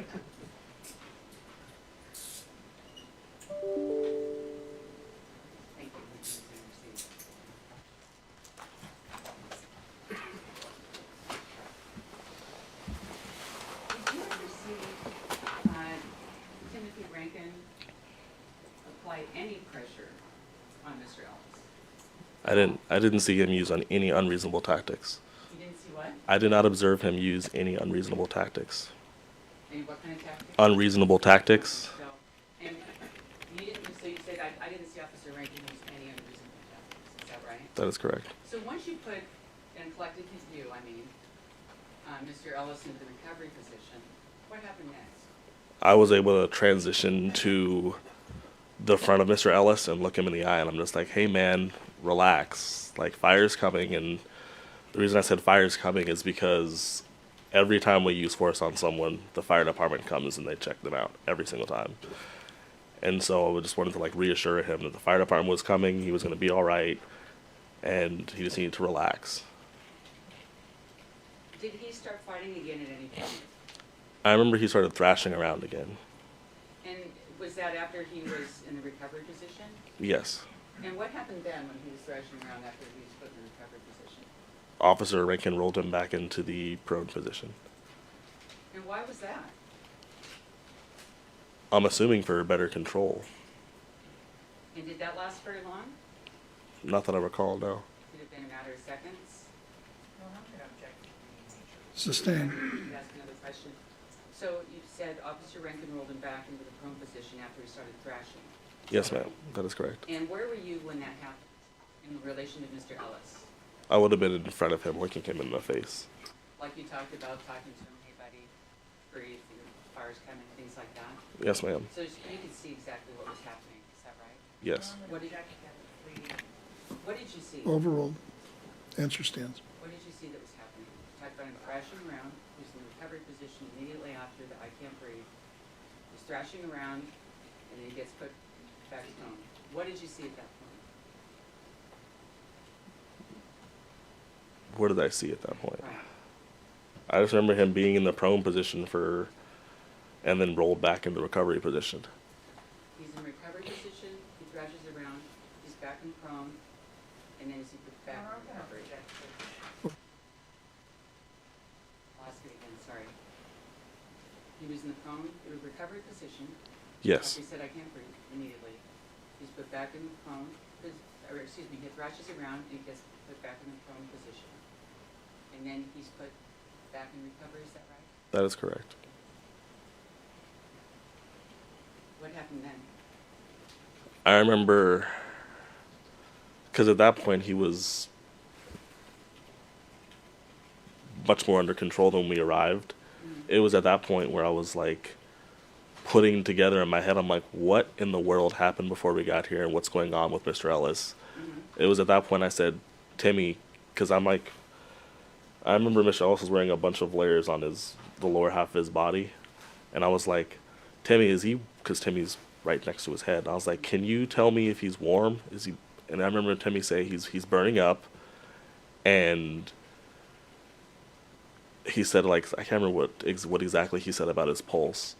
But I remember putting it I was like, I think this might be excited delirium. And I remember vocalizing that to Sergeant Lim, who's standing over us. So, Timmy took his pulse, is that right? Yes, ma'am. And he was burned to the touch. Is that, what are the signs of excited delirium, or what you know? First, tell the jury what it is, and then what you know about it, and why you said this could be excited delirium with Mr. Ellis. So, do you want me to talk about my previous experience with it, or? Sure, that's probably helpful.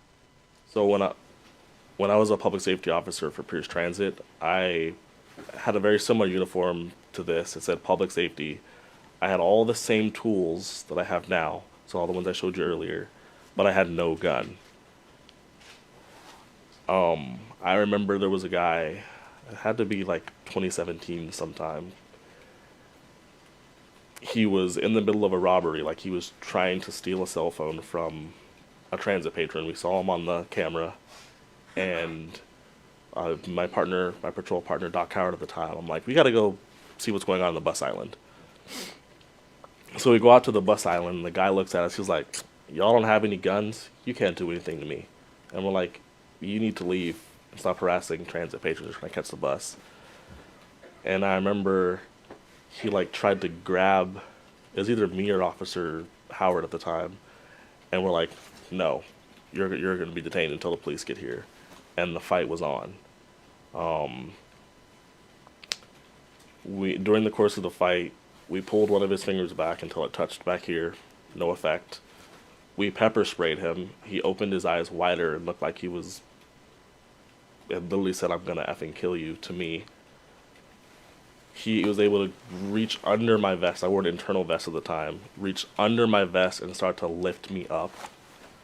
And we tased him, pepper sprayed him, broke a finger, and he still kept coming to fight us. Eventually, my partner, Doc Howard, used a lateral vascular deck restraint, so cutting off blood circulation here, and he was rendered unconscious. We were able to get one handcuff partially on, like one click, and he woke up. And somehow, like, we didn't have the best gear working for transit. Right. He's able to pop that handcuff off, and it's just, like, bent the... You bent the handcuff itself? Yes, and it just came right out. It was at that point, because I had the same radio I have now, except it's programmed for Pierce Transit. And I had to, like, flip over to whatever channel Tacoma North Primary was on, because that's what Tacoma dump station is downtown Tacoma, like 610 Puyallup Avenue is their address. I'm sorry, what? 610 Puyallup Avenue is where the Tacoma dump station is. And I was able to flip over to Tacoma Primary and say, please help us, nothing is working, we've tased this guy, we need help. I think in total, 6 Tacoma officers responded, and he was just like, you guys aren't taking me to jail, nothing's like, I'm stronger than all of you. He ends up getting tased simultaneously by 2 officers and falls on the ground. And like once he was tased, he entered neuromuscular incapacitation, which is when you lock up and fall over. And even while he was the officers were trying to cuff him under power, he is still reaching for people's firearms. Like, it was like the pain did not work. Like, pain compliance did not work on this guy. I got injured during that fight. Like, I still have knee problems from it, but it was just truly terrifying. Because he grabbed me and picked me up pretty much off the ground and says, I'm gonna effing kill you. And I had no firearm to actually protect myself. I had a taser, which didn't work. Pepper spray didn't work. Pain compliance didn't work. Nothing worked on him. A horrible experience. I can look through this right now. You mentioned you had experience before. Was there any other experience you wanted to relay? Again, I'm gonna object, I'm not sure the relevance of laying other incidences unrelated. Well, I agree. The issue had to do with how we got here was his experiences with excited delirium, what he understood of it. But I guess now that we've heard this, let's get it back to a focus of this case. Sure, happy to, Your Honor. Thank you. You mentioned that you said the words excited delirium when Sergeant Lund got there, is that right? Yes, ma'am. And why did you say excited delirium in this case? The fact that he was able to overpower so many officers, the fact that he was sweating profusely, and he was speaking in a manner that didn't make any sense other than when he said he couldn't breathe. I just like put it together in my head. I was like, I think this might be possible excited delirium. And did anyone else say excited delirium that you remember at the scene? I don't remember. And also one other thing before I go back to the recovery position, prone and then recovery position. Did you look at him in the eyes? Yes. Why'd you do that? To connect with him. How did he look back at you? It was like he was looking through me. Like he wasn't, like, when you engage with someone, you look them in the eye and you can tell they're processing what you're saying. I didn't get that from Mr. Ellis. And so at what point did you look into his eyes and see he was looking straight through you? What point was that? That would have been shortly before I saw fire coming over the hill. And how much time passed between when Mr. Ellis was thrashing around and put from prone back to recovery? Did fire arrive? I'm not exactly sure on the timeline on When that. fire arrived, were you still concerned that he would potentially assault fire personnel Yes. or potentially assault others, including all of you officers? Again, I'm gonna object to this reading. Were you concerned at all about the safety of the fire personnel and other officers before a fire got there? Yes.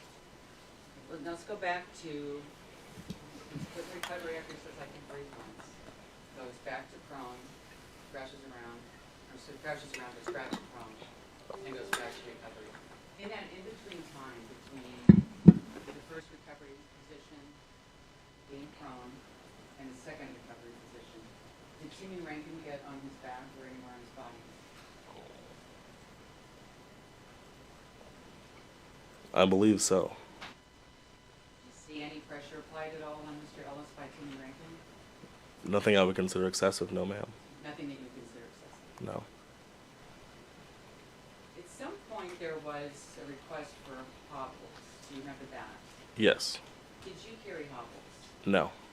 Did you apply hobbles in this case? Other than adjusting my grip so that they could be applied, no. Did Timothy Rankine apply the hobbles in this case? I'm not sure about that, ma'am. Did you see him apply hobbles? See Officer Rankine apply hobbles? Officer Rankine. Not that I recall, no. And you guys were partners, so there were no hobbles in your car? No. So let's talk about the hobbles. We keep hearing about hog tying. Is this hog tying? Hobbles and hog times, they're synonyms, yes. But that would basically you should think of as hands to feet connected, right? I'm gonna object to this reading. This is foundational with this. So hog tying is usually considered hands to feet, like you connect, I can't do it very well, but hands actually to the feet would be hog tying. Does that sound right? Psh, I'm not sure. Like, I don't have any training on hog ties or I'll ask you a better hobbles. question. With the hobbling of Mr. Ellis, were his feet, what kind of an angle were they to his body? I recall them being secured around his ankles.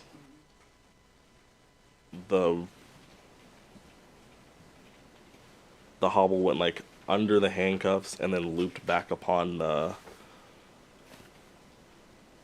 part that was attached to his leg. Does that make sense? So like went under the handcuffs and then connected to the hog tie Okay, or how the close- go ahead. hobble. You're gonna say something? I was just correcting myself to hobble. How close were his feet to his hands, if you remember? If I remember correctly, I believe his feet were still able to be at like, if this is his body, like about like this. A 90-degree angle would be showing. Yes. So his feet at a 90-degree angle, and he's handcuffed, so they're not connected in the back. I'm objecting, I'll- I think that's I'll mistakes strike what that. he just said. If you're going to ask a new question, go ahead. You said the feet were at a 90-degree angle, right? Is that right? Yes. And you said with respect to the hobbling, you were still trying to hold onto his leg as that was occurring. Is that right?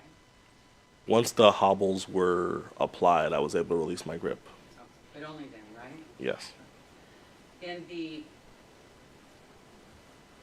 you ever see the hobbles applied differently than at a 90-degree angle of his feet? Not that I recall, no.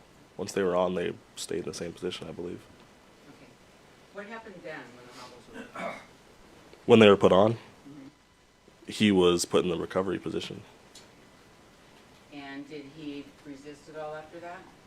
Other than thrashing around that one time, no. So he did thrash around after the hobbles were on? Yes. Between the two recovery positions, was he ever in hobbles?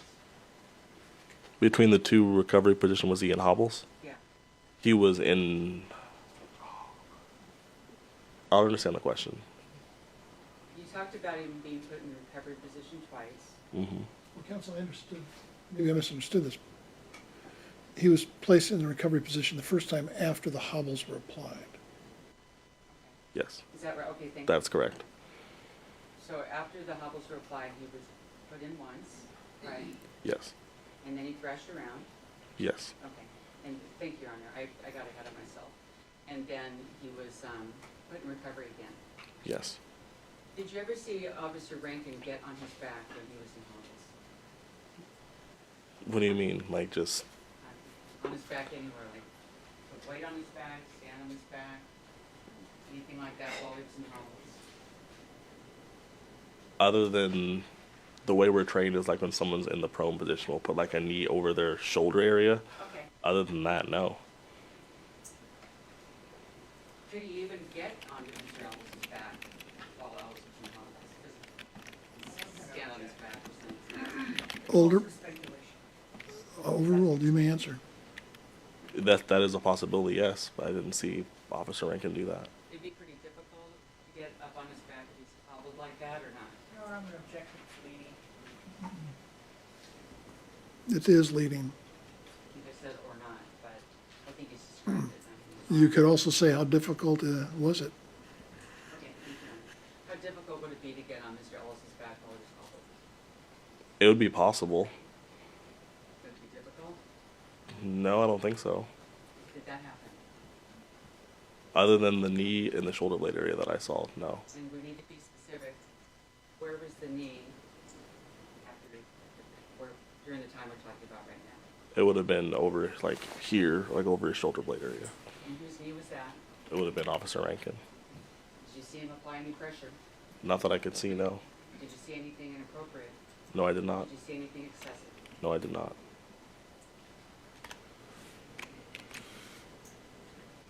You took out some taser probes, is that right? Yes, ma'am. And why'd you do that? Taser probes are about this long and barbed, and they go into the subject's body. And so if someone's thrashing around or moving around, they can become dislodged and stab us as well. So once we have an application, as long as it's not in a sensitive area, we can remove those probes. And what did you do with them? I kind of made them into a bird's nest, put them into a Ziploc bag, and then handed them to my sergeant, who was Sergeant Rock.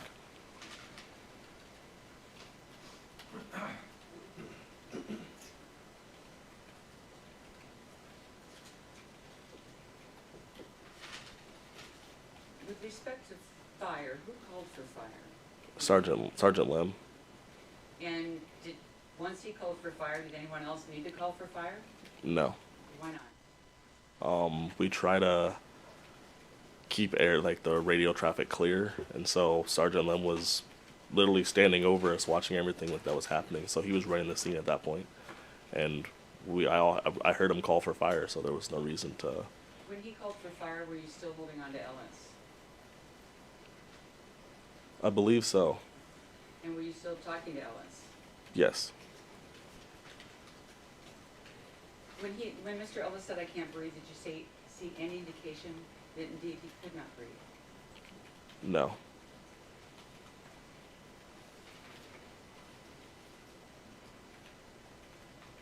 Did fire get there right away? No, it seemed like a very long time it took them to get there. I think at some point he said, "Where are you guys?"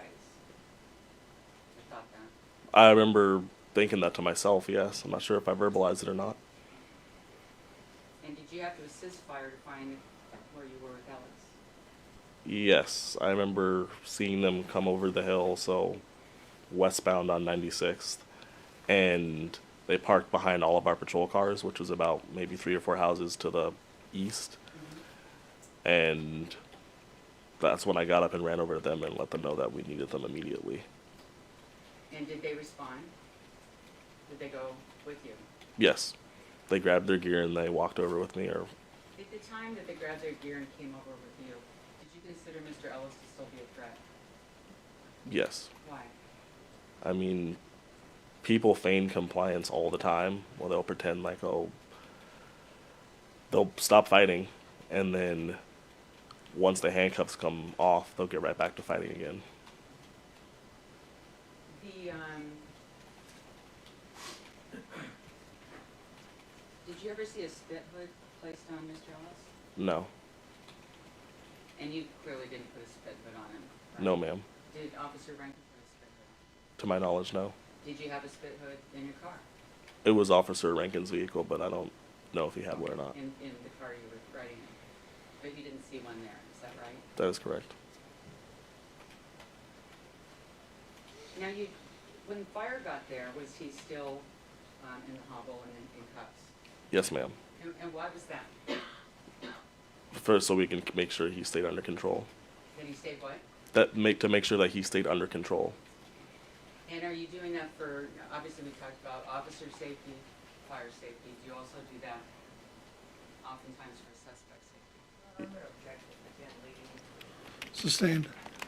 It was for the safety of all. Who's having a question? Oh, sorry. Whose safety were you trying to ensure by leaving him in the hobble and the cuffs when fire arrived? The safety of the officers, the fire personnel, and then Mr. Ellis as well.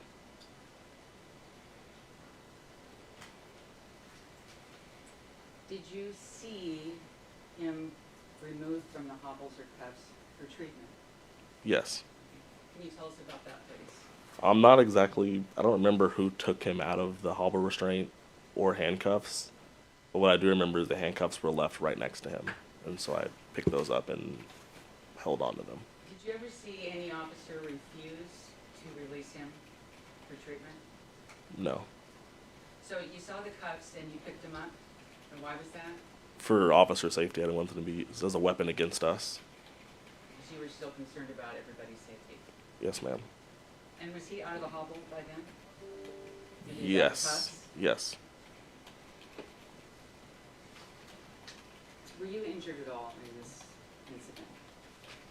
To my knowledge, I don't know. Did you need to contain yourself in any way? Contain myself? Arrest? I guess, did you need to rest? Yes. Tell us about that, please. It was right around the time I picked up the handcuffs. We went back to our car, which was parked behind Officer Collins and Officer Burbank's vehicle. And it was at that time I took a breath and I was like, okay, what just happened? Am I okay? And I remember checking myself for injuries, checking my knees, because that's typically a common place we'll get injured when we're fighting on the ground. But I didn't observe any injuries. And then I remember moving our car to block traffic going eastbound on 96th.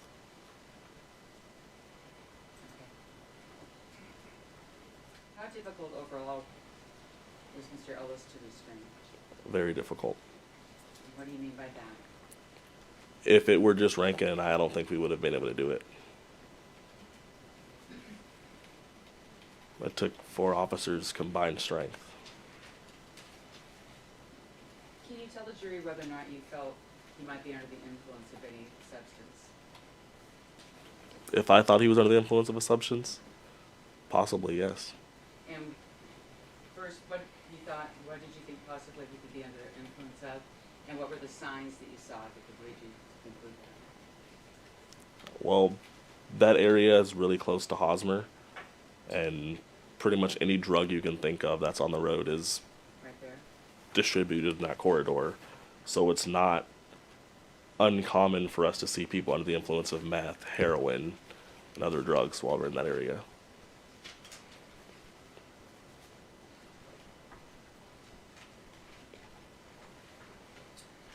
Did you see, I'm sorry, did someone say something? Oh.